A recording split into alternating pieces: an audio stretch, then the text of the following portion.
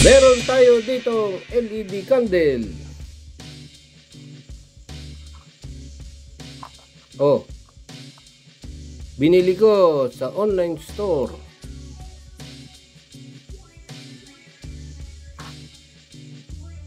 Plastic. Parang pangtasan ng lapis ito ah. Oh. Teka. Yan. Dalawa. O, tingnan natin. Paano ba umilaw ito? Ay, switch. Slide switch. Yun. Umilaw na siya. Tulis. Slide switch. Oh. Ba't wala?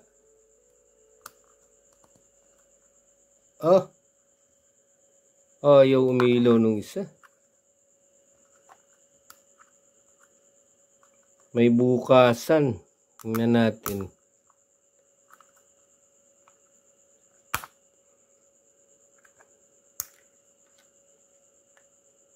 Yun. Mahina.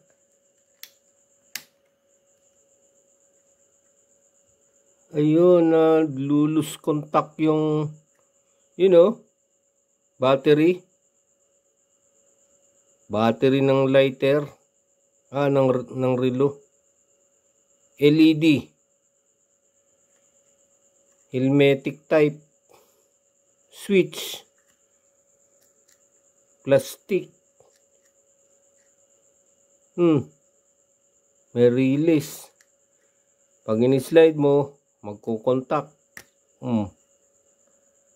Persado yung LED. 3 volts ito eh.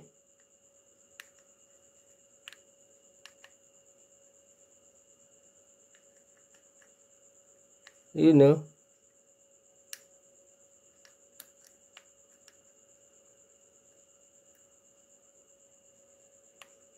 Naglulus.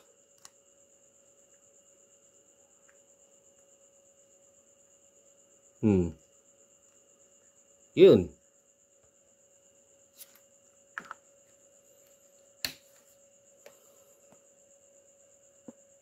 Diba? At mas maliwanag yung isa.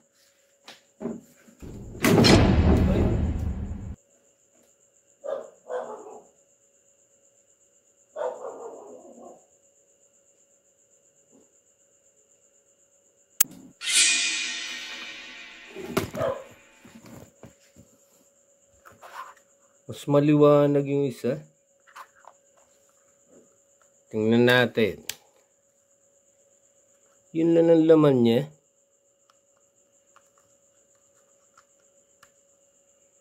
On, off. Di kalas.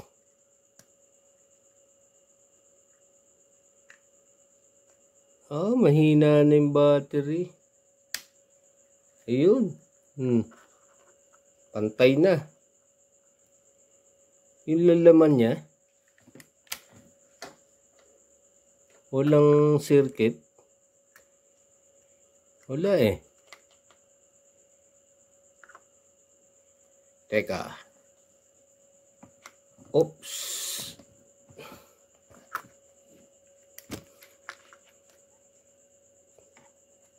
Baklasin nga natin to. Plastic.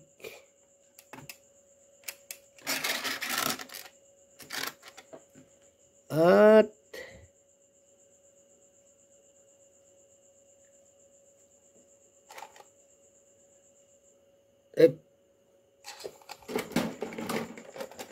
saan yun?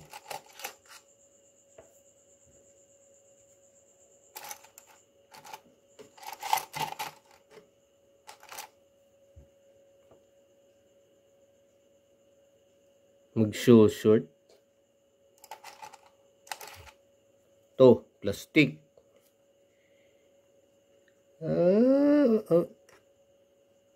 Tanggalin natin yung battery. Ano bang battery ito?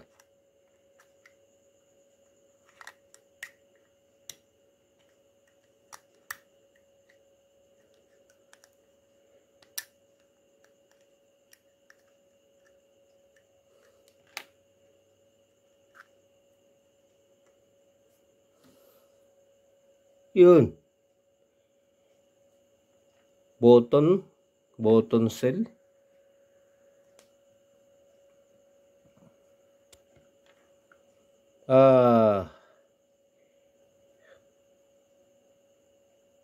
LR1130. 0% HG cell. Button cell. Kasi laki ng button. Kaya siya button cell.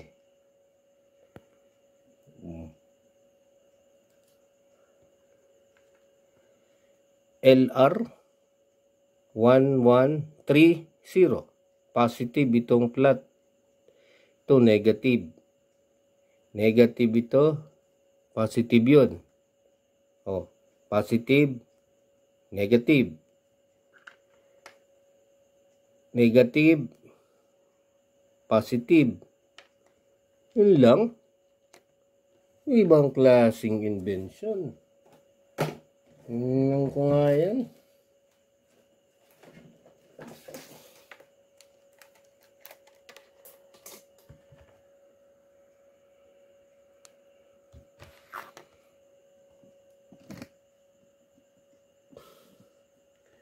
La voltaje. DC. DC.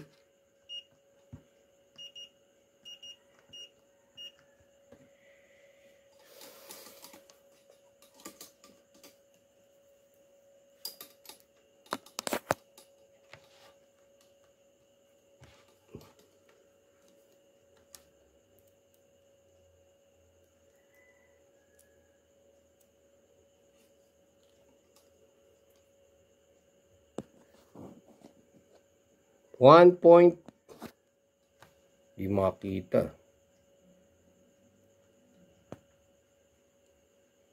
1.491. Diba? Ito kasi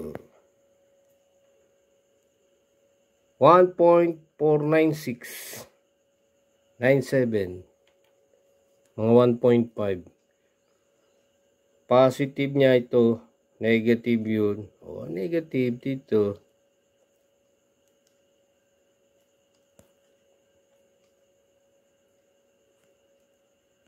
.47 1.48. Hindi pa parehas ng voltahe. Hindi balance yung battery. Diba? 1.48, 1.49. Laga? Aba.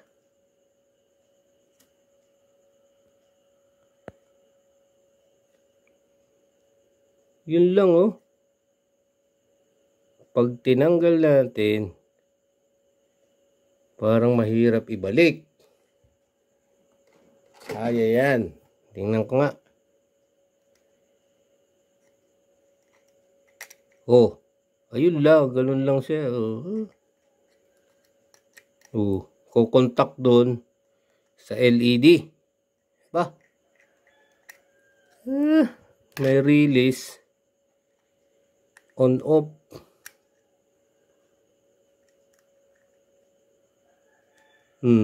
Kukontak.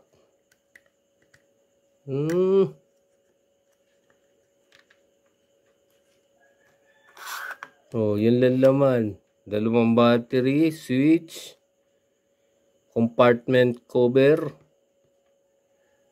Ito pa, contact ng battery. Bah, nakaangkla yung LED. Yan oh. Tanggalin natin yung angkla niyan. Angkla ka pa ha. Oh. Ano ito?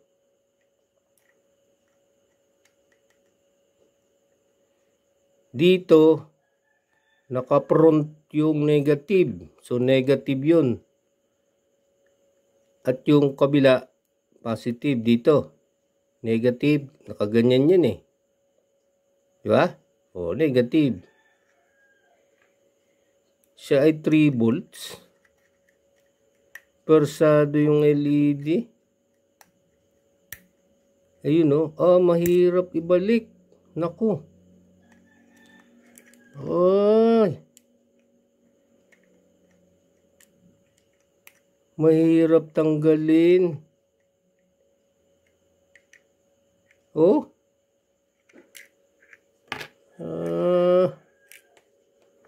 Oh. Yun o.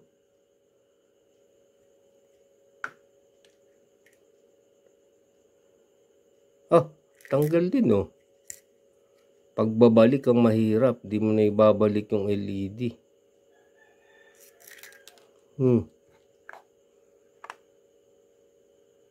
Yellow. Diba? Continuity. Diode test.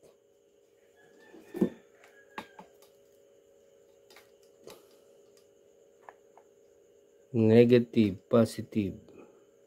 Wala.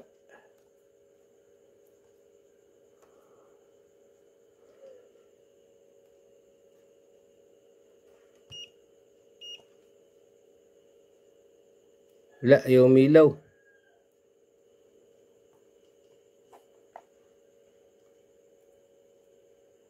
Ayaw.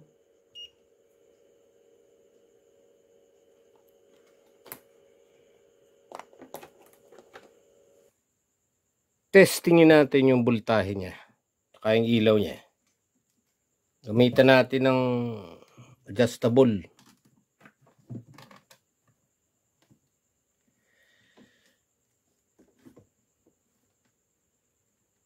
Positive yung mahaba.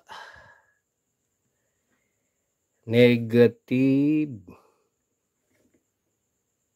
Maiksi.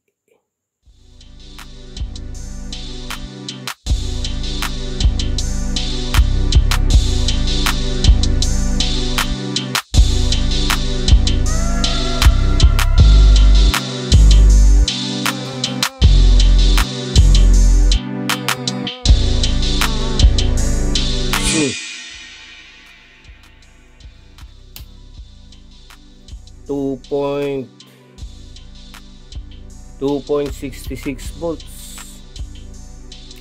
0.11 ampere o 11 milliampere, 0.029 watt, 29 milliwatt sa 2.66. Ito sa 3 volts. Ayan mga ganyan, 3 volts 192, 195 milliwatt. Pero sa siya sa 3 volts. Diba? Dapat mga 2.5. Wala pa, mga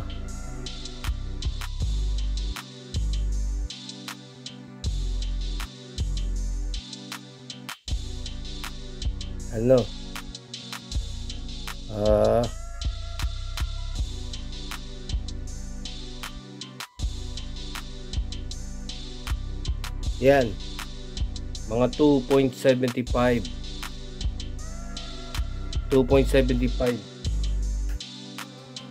dapat mga 2.75 volts kasi yung current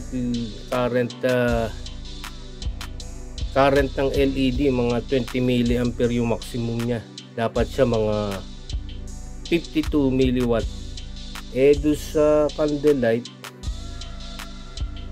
halos 3 0 64 milliampere. Forsado yung LED dito sa ano. Dapat mga 2.7. Ganito, mga ganyan.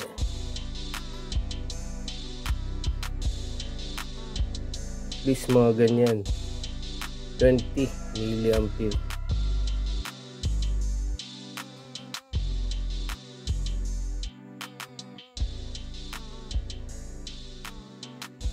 Hirap timplahin ah.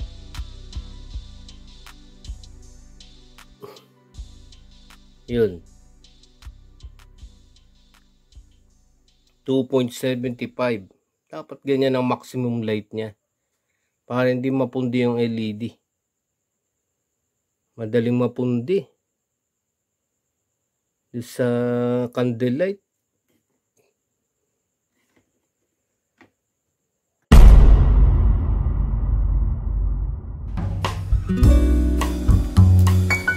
Teka, tingnan natin yung ano, yung diagram. Yung battery, ano yun eh, dalawa. Dalawang cell. Yung isang cell 1.49, yung isa 1.48. So pag pinagsama mo yan, mga approximately 5 volts 1.5 volts yung isa.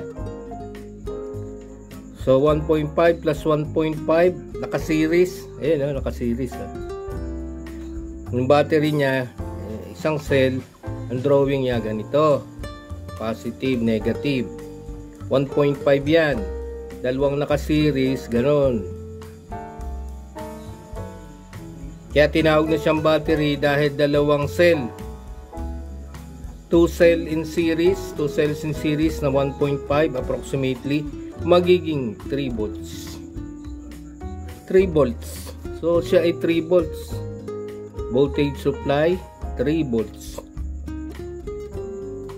Dito sa positive side, merong switch. Slide switch. Yung slide switch, yung ganito. Yung may slide, nag-i-slide siyang ganon. Di ba? Slide switch. Ang drawing niyan, ganito.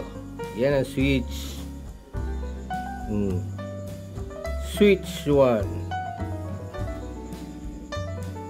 Sa positive side, naglagay ng switch. Yung negative side ng battery, diretso siya ngayon sa LED.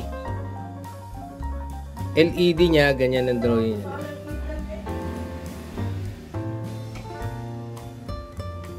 D1, LED. O D1, yellow. Naka-series lang. 3 volts. Pag switch mo, mag-ilaw. Yung connection ng LED, anode dito, anode to cathode. Then to the ground. Yan yung tinatawag na pag ganyan ang direksyon ng kuryente, tinatawag na conventional current law ng mga engineer. Pag technician, baliktad ang ikot from negative to positive, ibang analysis ng technician. Electron flow, pag conventional current flow sa mga engineer yun. Pero yung mga nagse-self-study lang, usually ang analysis nila from negative pabalik, holes, flow of positive charges. Positive. So ito, conventional current flow to the right, clockwise. Ang LED, ang current rating niyan dapat hanggang 20 milliampere o 0.02 ampere. Yan yung maximum niya, max. Pag lumagpas dyan, madaling mapundi yung LED. Diba? At ang nakita natin yan, nasukat natin ang voltahe niya sa 20 mA, mga 2.75 volts. Dito, 3 volts. Nung gawin natin ang voltage ay 3 volts, ang kuryente niya, current yan, current ito, ID1. Ang current niya, naging 65 milliampere.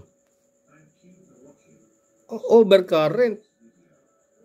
Madaling mapundi yung LED dahil lakas ng kuryente.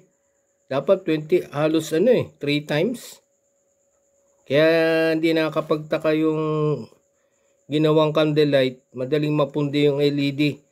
Yung kuryente niya 65 milliampere.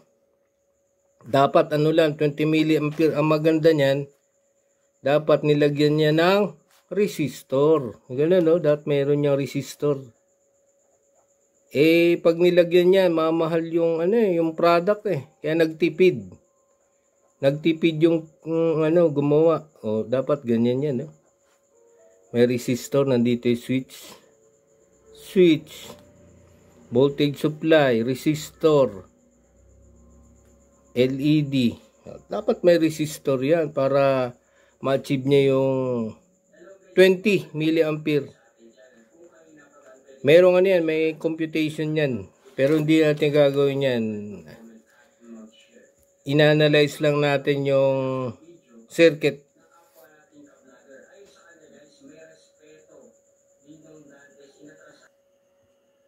Tatanggal pala yun, Tatanggal.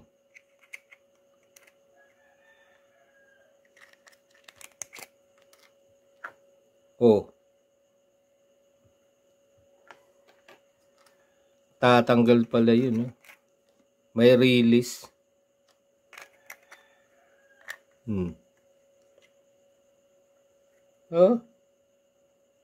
Kaya madali nang ibalik yan natin.